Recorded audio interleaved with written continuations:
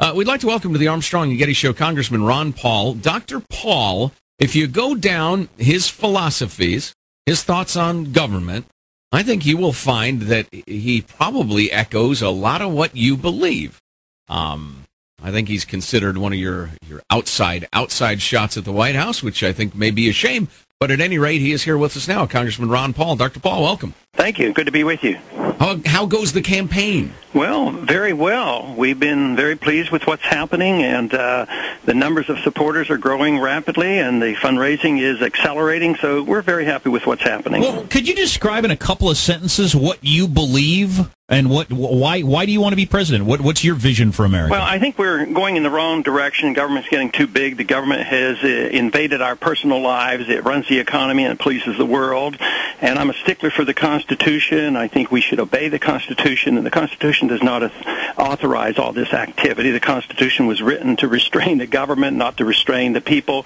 So I would like to redirect all these issues, whether it's economic issues, personal liberties, monetary policy, and foreign policy. I think we need to go in a different direction. Well, now, Ronald Reagan, one of the best-liked presidents in modern times, famously said, the government's not the answer, it's the problem. That's sort of what you're saying. Is anybody else saying that but you?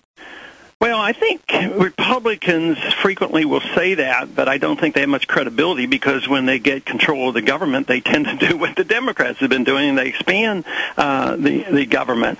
So I think we have to have determination. We have to understand what we should be doing and be able to explain why it's best for the people. You know, if you believe in the free market, some people say, well, you don't care about poor people. Well, if you understand the free market, it's the only way you can take care of poor people and create prosperity.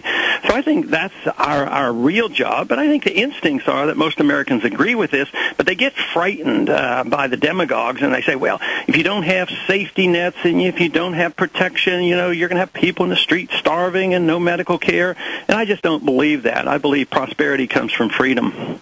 It's my opinion that we are careening at 100 miles per hour towards socialism in California and in the United States. Would you agree? Oh, absolutely. And we're also careening to a total bankruptcy. And when the dollar, drops precipitously, it's been dropping.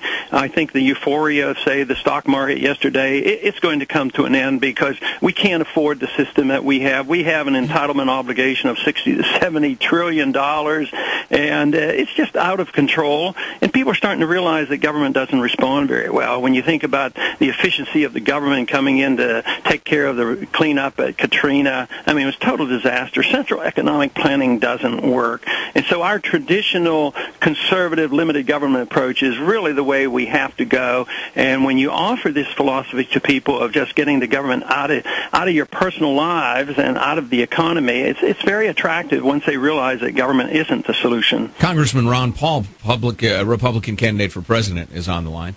Hey, a little foreign policy, if you will. To me, there's a hell of a range between, I don't want to get involved in wild, irresponsible foreign adventures, and being a pure isolationist. I think pure isolationism is foolish. Right. Where do you stand on it? Well, I think I have the very appropriate in-between position, is that you don't get involved in manipulating the internal affairs of other nations, so we mind our own business and we bring our troops home.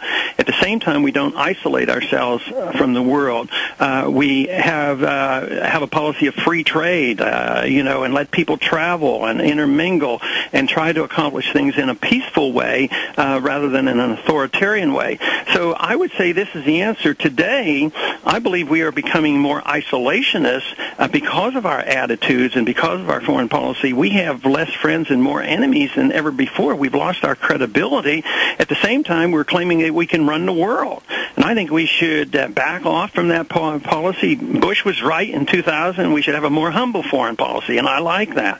But I believe in it strongly enough that's exactly what I would do. But it is certainly not isolationism. I don't like mercantilism, and I don't like high tariffs because it actually hurts the the poor people who are trying to get good deals when they go to the shopping.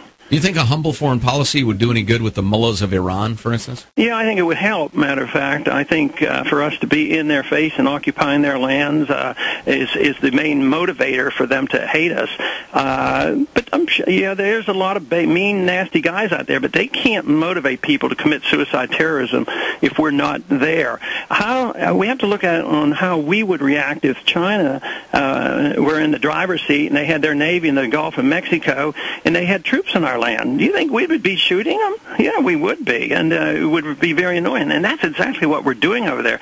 Well, as bad as they might be, they can't accept Western values at the point of a gun. I mean, it's understandable, it's predictable to find the kind of things that we see happening today. Well, based on what you just said, I'm surprised you don't get more support from the left.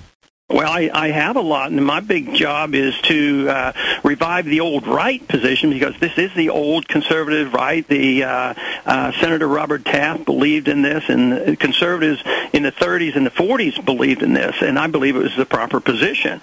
But right now, I have tremendous support by independents and by liberal Democrats who like this, but of course they're not in the Republican primary. But the Republican base now is getting smaller, so it's a real challenge.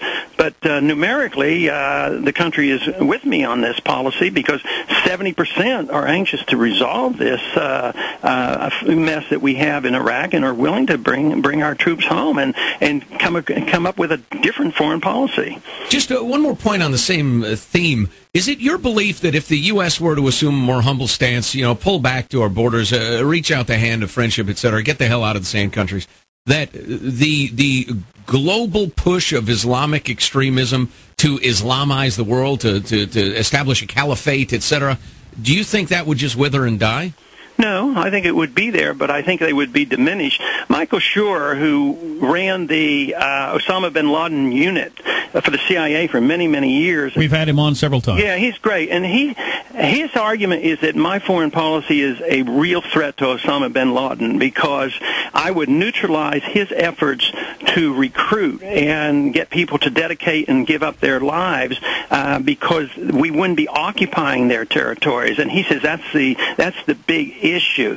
So I would say that, yes, they would exist, but they would be diminished in power and in the recruitment ability. So I think we would be a lot safer. We could concentrate on defending our country, our borders. At the same time, our military would be built up rather than torn down. So I see that it's a national defense issue, it's a national security issue, and we would be much stronger for it.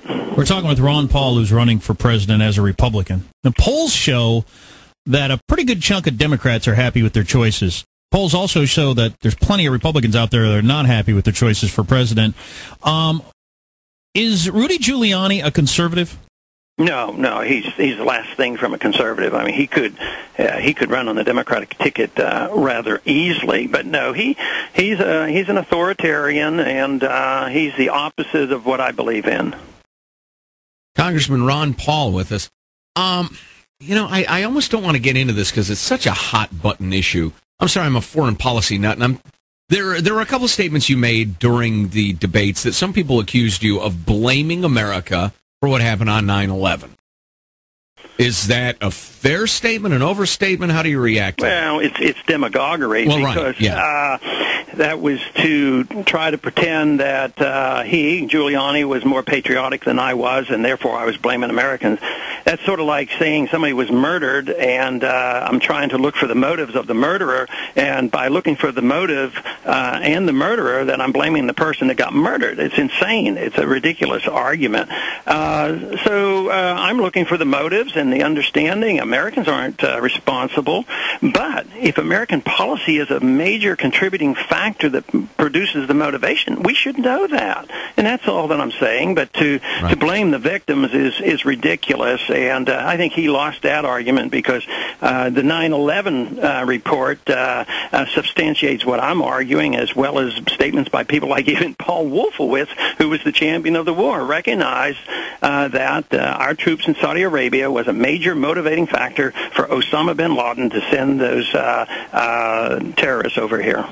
Yeah, to know thine enemy is not necessarily to sympathize. Right, there you go. That's well said. Thank you. It's a living. Congressman Ron Paul is running for president on the Republican side. Sir, we wish you good luck, and we'd like to talk again sometime. Thank you very much. All right, Ron Paul. Sure.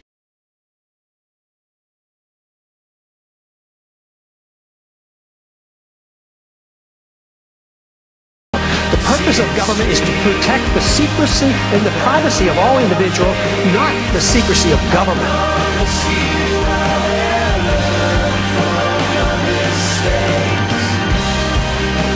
The freedom message brings us together. It doesn't divide us.